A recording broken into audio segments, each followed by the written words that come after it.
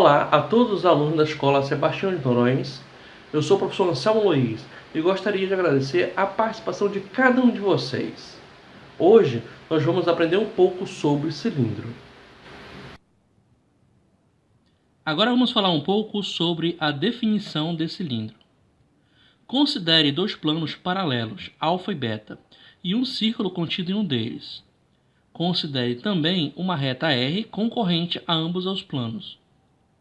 Então observe bem que nós temos aqui o plano beta, o plano alfa e uma reta R concorrente aos dois planos. Eu vou considerar este círculo aqui, que eu vou chamar de círculo C, que pertence ao plano alfa.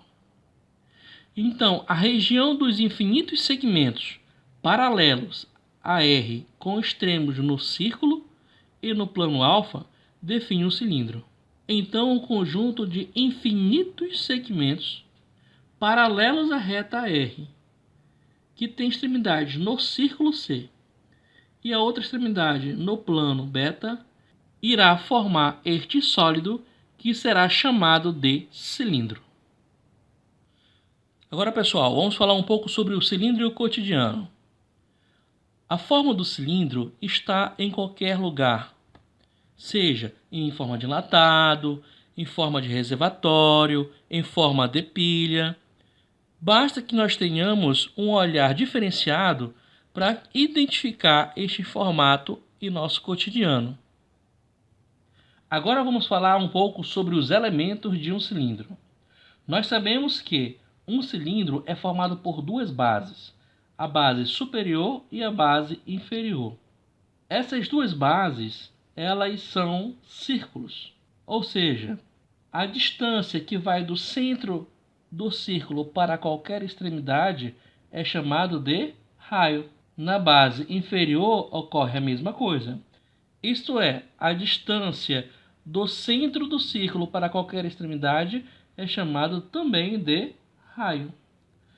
Com isso, esta reta que passa pelo centro da base superior e pelo centro da base inferior será chamado de eixo do cilindro. Outra coisa que nós temos também é que qualquer segmento paralelo ao eixo, com extremidades na circunferência da base superior e a outra extremidade na circunferência da base inferior, será chamado de geratriz e será representado pela letra G. Então, com isso, nós podemos ter infinitas geratrizes, desde que respeite a condição de ser paralela ao eixo e com extremidades nas circunferências da base superior e inferior. Nós temos também que a distância da base superior até a base inferior, ela vai ser chamada de altura e será representado pela letra H. O eixo do cilindro, ele irá formar com a base um ângulo. Este ângulo eu estou chamando de delta. Se esse ângulo for diferente de 90 graus, o cilindro ele vai receber o nome de cilindro oblíquo. Ou seja, toda vez que o ângulo formado entre o eixo do cilindro com a sua base for diferente de 90 graus, o cilindro será chamado de cilindro oblíquo. Desta forma, nós conhecemos alguns elementos do cilindro: raio da base, a altura e sua geratriz. Vamos falar um pouco sobre cilindro circular reto. Toda vez que o eixo do cilindro formar com a sua base um ângulo de 90 graus, esse cilindro será chamado de circular reto. E aí nós temos algumas considerações a fazer. Podemos observar que o eixo vai ser perpendicular ao plano da base superior e da base inferior. Logo, a altura vai ser também perpendicular à sua base, tanto superior quanto inferior. Outra situação que nós temos é a geratriz. A geratriz é o segmento paralelo ao eixo e com extremidades na circunferência da base superior e da base inferior.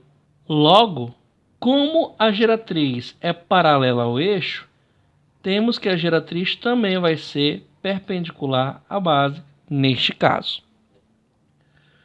Com isso, nós podemos observar que a geratriz e a altura vão possuir a mesma medida, porque elas são paralelas, são perpendiculares às bases superior e inferior. Logo, a geratriz vai ser igual à altura toda vez que o cilindro for circular reto. Nós podemos notar também, pessoal, que um cilindro reto pode ser obtido ao girar um retângulo em torno de um de seus lados. Então, dessa maneira, vamos considerar o retângulo ABCD e vamos girar este retângulo em torno do lado AD. Dessa forma, ao girar o retângulo em torno do seu lado, eu vou gerar este sólido aqui, que será chamado de cilindro de revolução. Para visualizar melhor o cilindro de revolução, vamos utilizar uma construção que foi feita em um programa chamado de GeoGebra. Neste programa, nós temos a janela de visualização 2D e a janela de visualização 3D. Vamos considerar o retângulo ABCD e vou visualizar este retângulo na janela de visualização 3D. O objetivo aqui é girar este retângulo em torno de um de seus lados e visualizar qual vai ser o formato que irá formar. Para isso, nós vamos utilizar uma ferramenta do programa GeoGebra que é chamado de controle deslizante. Nesta ferramenta, eu posso girar o retângulo em torno de um de seus lados. Basta clicar aqui e arrastar, e aí eu visualizo que quanto mais giros em torno dos seus lados, mais irá tomar o formato de um cilindro. Eu também posso fazer uma animação e ficar visualizando que quanto mais o retângulo está girando em torno do eixo, mais ele vai tomar esse formato do cilindro. Vale ressaltar que esta construção ela está disponível na plataforma Moodle do nosso curso. Com isso, encerramos mais uma videoaula sobre cilindro. Até a próxima e muito obrigado.